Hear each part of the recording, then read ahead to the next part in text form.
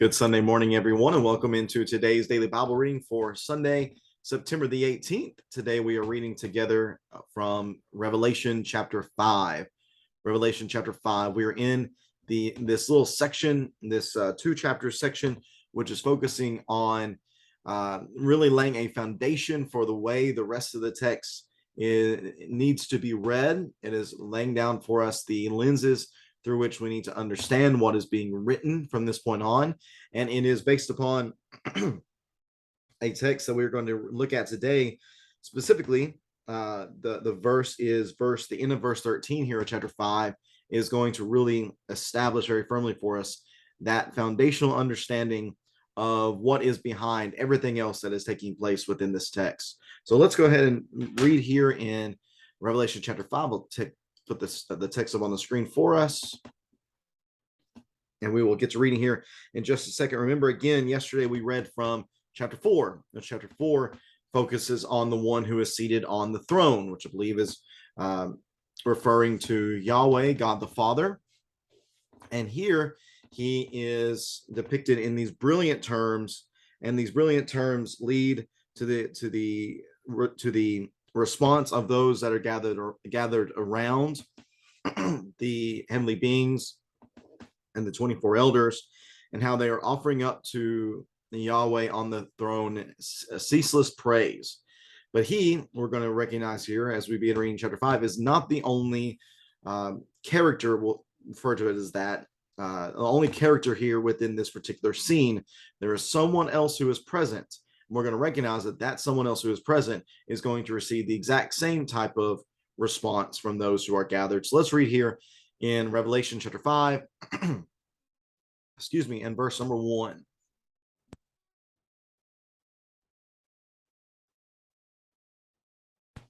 Revelation chapter 5, verse number 1. Then I saw in the right hand of the one seated on the throne a scroll with writing on both sides, sealed with 7 seals.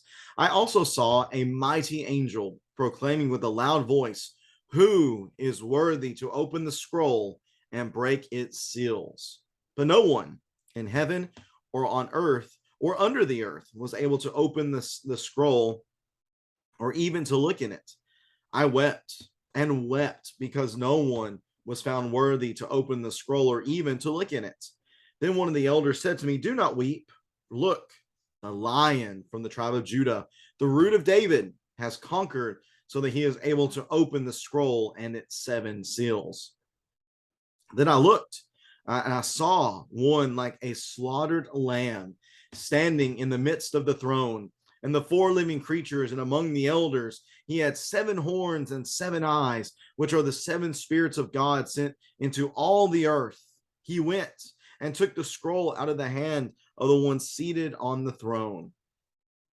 Then when he took the scroll, the 4 living creatures and the 24 elders fell down before the Lamb. Each one had a harp and golden bowls filled with incense, which are the prayers of the saints. And they sang a new song. "You are worthy to take the scroll and to open its seals, because you were slaughtered and you purchased people for God by your blood from every tribe and language and people and nation. You made them a kingdom and priests to our God, and they will reign on the earth."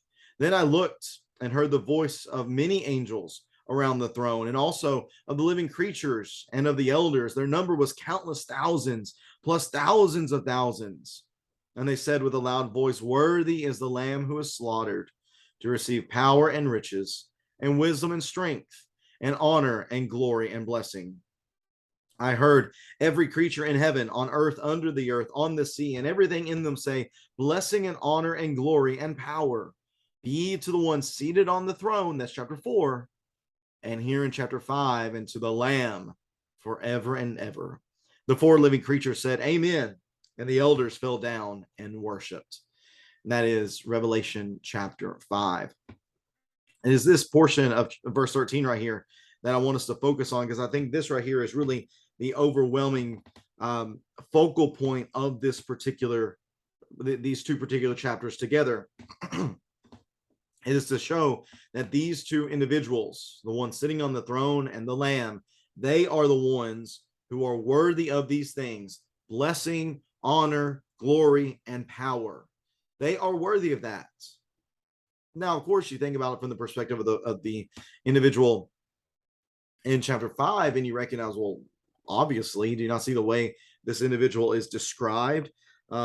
Let's see here, verse number 3 of chapter 4. The one seated there had the appearance of jasper and carnelian stone. A rainbow that had the appearance of an emerald surrounded the throne. We have these incredible images of this one sitting on the throne.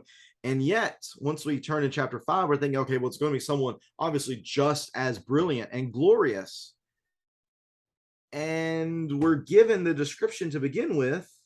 The angel speaks up because, again, the scroll's presented, and yet there's no one who recognizes themselves as being worthy to open up the scroll. So that leads to disappointment on the part of John, and he is sad. The text says that he weeps, but then there is the angel who stands up and says, no, do not weep. Look, the Lion from the tribe of Judah, the root of David, has conquered, so that he is able to open the scroll into 7 seals. We're thinking, well, now we're going to turn around and we're going to see this incredible beast, this powerful, majestic lion.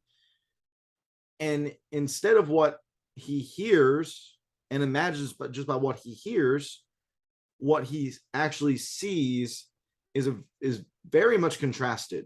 Again, he hears Lion of Judah, root of David, majestic, strong, valiant warrior, but he turns around and he sees the Lamb. He imagines the strong, militaristic, conquering lion, but he sees the sacrificial, redemptive Lamb, which teaches us then that Jesus, in the way that he conquers, again, is not by military power. It is not by strength or by raw power and militaristic might. But instead, what we see here is that his power is in his sacrifice.